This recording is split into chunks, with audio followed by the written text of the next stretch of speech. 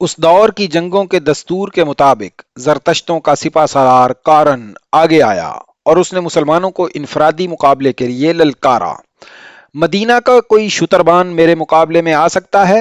اس نے دونوں فوجوں کے درمیان آ کر اور للکار کر کہا۔ میرے مقابلے میں آنے والا یہ سوچ کر آئے کہ میں شہنشاہ فارس کا سپہ سالار ہوں۔ میں ہوں تیرے مقابلے میں آنے والا۔ خالد نے اپنا گھوڑا آگے بڑھایا اور للکارے، کارن آؤ، اپنے سالار ہرمز کے قتل کا انتقام لو، میں ہوں اس کا قاتل۔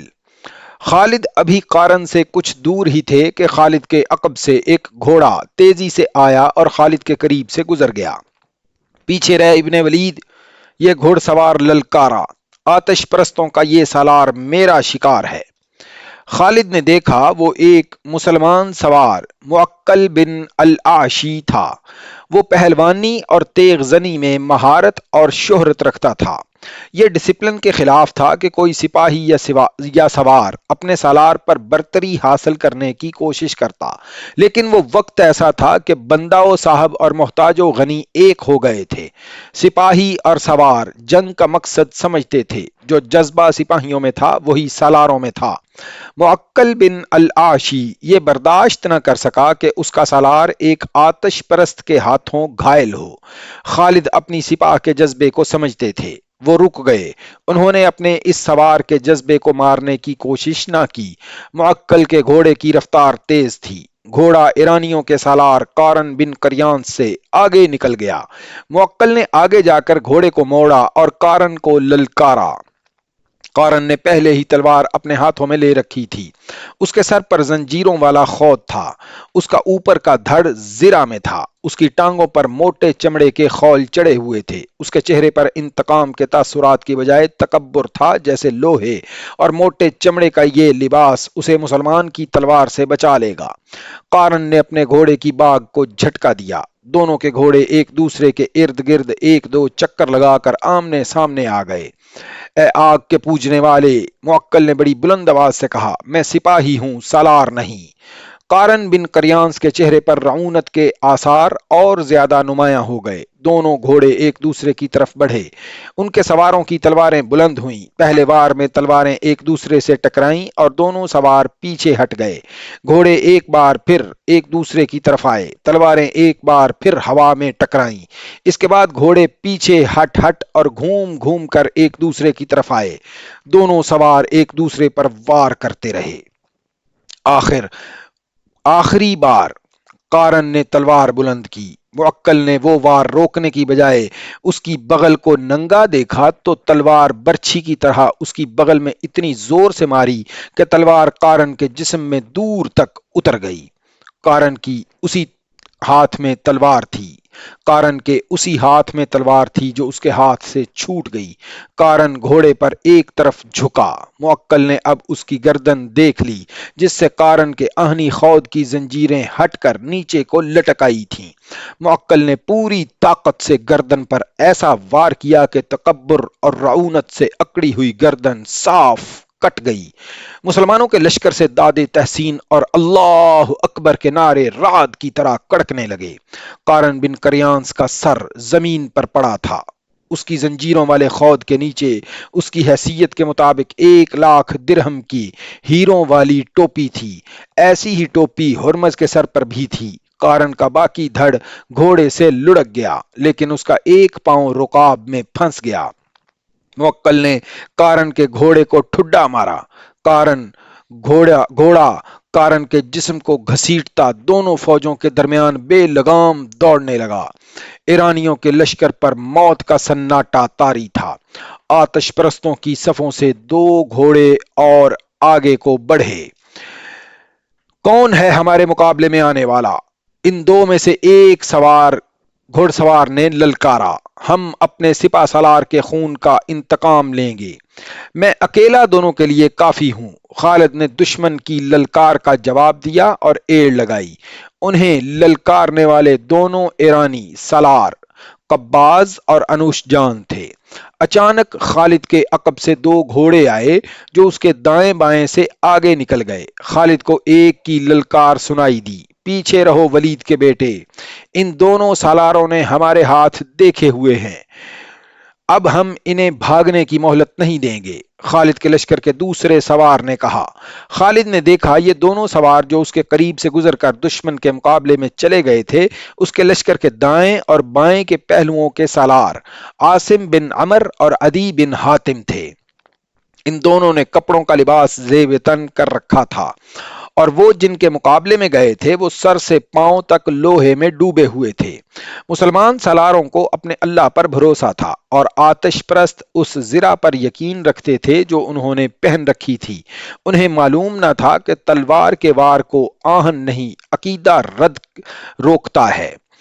دونوں طرف تجربہ کار سالار تھے جو تیغ زنی کی مہارت رکھتے تھے۔ ان کی تلواریں ٹکرانے لگیں۔ مسلمانوں کی تلواریں آتش پرستوں کی زرہ کو کاٹنے سے قاصر تھیں، اس لیے وہ محتاط ہو کر وار کرتے تھے تاکہ تلواروں کی دھار کو نقصان نہ پہنچے۔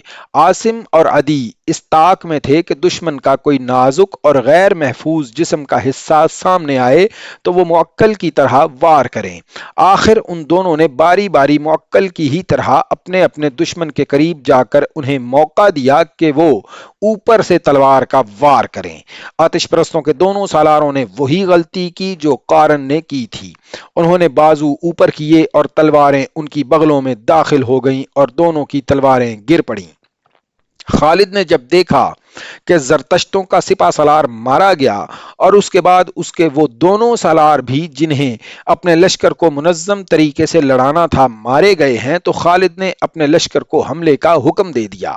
ایرانیوں کے لشکر میں وہ سپاہی بھی شامل تھے جو اپنے دلوں پر مسلمانوں کی دہشت لیے ہوئے جنگ سلاسل سے بھاگے تھے۔ اب انہوں نے اپنے 3 سالاروں کو مرتے دیکھا تو ان کی دہشت میں اضافہ ہو گیا۔ انہوں نے یہ دہشت اپنے سارے لشکر پر طاری کر دی۔ لشکر کا حوصلہ تو پہلے ہی مجروح ہو چکا تھا، یہ لشکر مقابلے کے لیے بہرحال تیار ہو گیا۔ ایرانیوں کو یہ فائدے حاصل تھے کہ ان کے پیچھے دریا تھا جس نے ان کے عقب کو محفوظ رکھا ہوا تھا۔ اس دریا کا دوسرا فائدہ انہیں یہ نظر آ رہا تھا کہ اس میں بڑی کشتیاں بندھی ہوئی تھیں جو لشکر کے ساتھ آئی تھی، پس پا ہونے کے لیے ان کشتیوں نے ان کے کام آنا تھا۔ انہیں یہ بھی ڈر تھا کہ مسلمان ان کا تعقب میں آ سکے، انہیں یہ ڈر بھی نہ تھا کہ مسلمان تعقب میں آ سکیں گے۔ خالد کے حملے کا انداز ہلہ بولنے والا یا اندھا دھند ٹوٹ پڑنے والا نہیں تھا۔ انہوں نے ایک ہی بار اپنے تمام دستے جنگ میں نہ جھونکے۔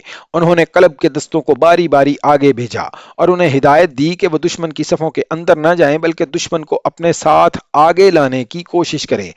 اس کے ساتھ ساتھ خالد پہلوؤں کو اس طرح پھیلاتے چلے گئے کہ وہ دشمن پر پہلوؤں سے حملہ کر سکیں۔ دشمن کے سپہ سالاروں اور 2 سالاروں کی لاشیں گھوڑوں کے سموں تلے کچلی مسلی گئی تھیں۔ یہ فارس کی شہنشاہی کا غرور تھا جو مسلمانوں کے گھوڑوں تلے کچلا جا رہا تھا۔ اس صورتحال میں آتش پرستوں کے حوصلے مر سکتے تھے، بیدار نہیں ہو سکتے تھے۔ مسلمانوں کے نعرے اور ان کی للکار ان کے پاؤں اکھاڑ رہی تھی۔ زرتشت کے پجاریوں، اللہ کو مانو، ہم ہیں محمد کے شیدائی صلی اللہ علیہ وسلم، اور اللہ اکبر کے نعروں سے فضا کانپ رہی تھی۔ جوش و خروش تو مسنا بن حارثہ کے سواروں کا تھا۔ ان کی للکار الگ تھلگ تھی، اپنے غلاموں کی ضرب دیکھو، آج ظالموں سے خون کا حساب لیں گے، بلاؤ ارد شیر کو، زرتشت کو آواز دو۔ ایرانی سپاہ کے حوصلے جواب دینے لگے۔ ان کی دوسری کمزوری نے ان کے جسم توڑ دیے۔ یہ کمزوری ان کے ہتھیاروں کا اور زرہ کا بوجھ تھا، وہ تھکن محسوس کرنے لگے۔ خالد نے جو اپنی سپاہ کے ساتھ سپاہیوں کی طرح لڑ رہے تھے بھانپ لیا کہ آتش پرست ڈھیلے پڑتے جا رہے ہیں۔ انہوں نے جس شدت سے مقابلے اور جوابی حملے کا آغاز کیا تھا اسی شدت میں نمایاں کمی نظر آنے لگی۔ خالد نے اپنے قاصد پہلوؤں کے سالاروں عاصم اور عدی کی طرف اس حکم کے ساتھ دوڑا دیے کہ اپنے اپنے پہلوؤں کو اور باہر لے جا کر بیک وقت دشمن کے پہلوؤں پر حملہ کریں۔ اس کے ساتھ ہی خالد نے قلب کے پیچھے رکھے ہوئے محفوظہ کے دستے کو دشمن کے قلب پر حملے کا حکم دے دیا۔ ان دستوں کو جو پہلے موج در موج کے انداز سے حملہ کر رہے تھے خالد نے پیچھے ہٹا لیا تاکہ وہ جوش و خروش میں ایسی تھکن محسوس نہ کرنے لگیں جو ان کی برداشت سے باہر ہو جائے۔ ایرانی لشکر مسلمانوں کے نئے حملوں کی تاب نہ لا سکا، ان کا جانی نقصان بہت ہو چکا تھا، اب وہ بکھرنے لگے۔ مسلمانوں نے دیکھا کہ پیچھے جو ایرانی سپاہی تھے وہ دریا کی طرف بھاگے جا رہے تھے۔ اس وقت مسلمانوں کو وہ کشتیاں دکھائی دی جو سینکڑوں کی تعداد میں دریا کے کنارے سے بندھی تھیں۔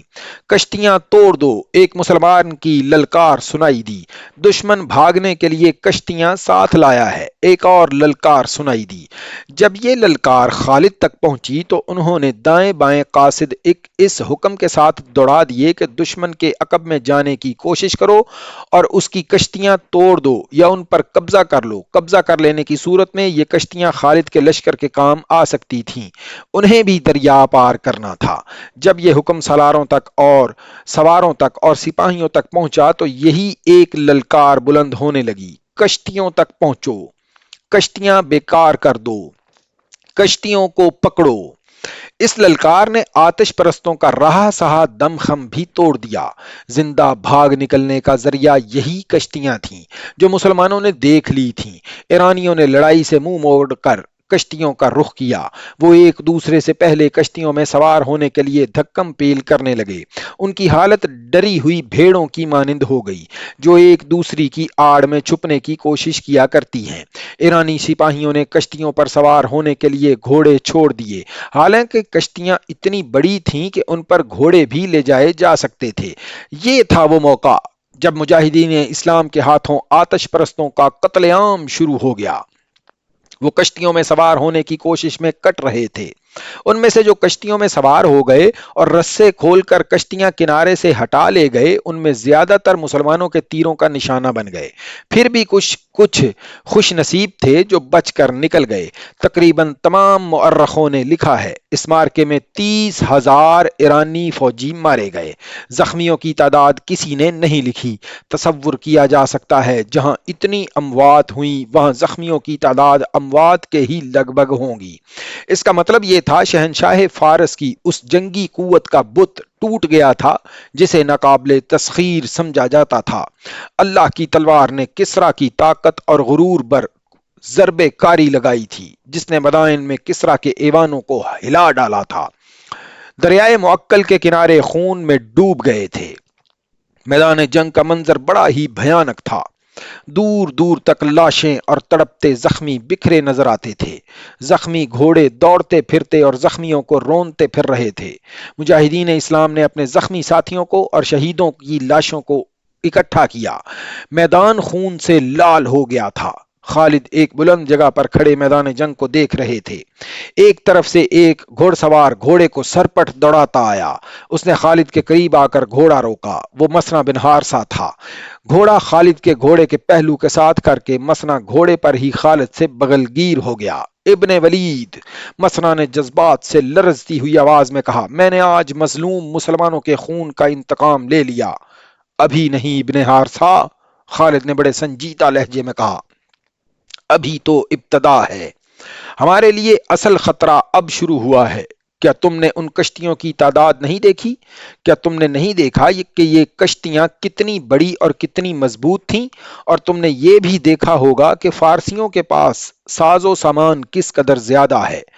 ان کے وسائل بڑے وسیع ہیں۔ ہم اپنے وطن سے بہت دور آ گئے ہیں۔ ہمیں اب انہی سے ہتھیار اور رسد چھین کر اپنی ضرورت پوری کرنی ہے۔ یہ کام آسان نہیں ابن حارثہ، اور میرے لیے یہ بھی آسان نہیں کہ میں ان دشواریوں اور محرومیوں سے گھبرا کر یہیں سے واپس چلا جاؤں۔ ہم واپس نہیں جائیں گے ابن ولید، مسنا نے پرعزم لہجے میں کہا، ہم کسریٰ کے ایوانوں کی اینٹ سے اینٹ بجا کر واپس جائیں گے۔ ہمیں ان کی ایوانوں کی اینٹ سے اینٹ بجانی ہے۔ ہمیں ان آتش پرستوں پر یہ ثابت کرنا ہے کہ جھوٹے خدا کسی کی دستگیری نہیں کر سکتے۔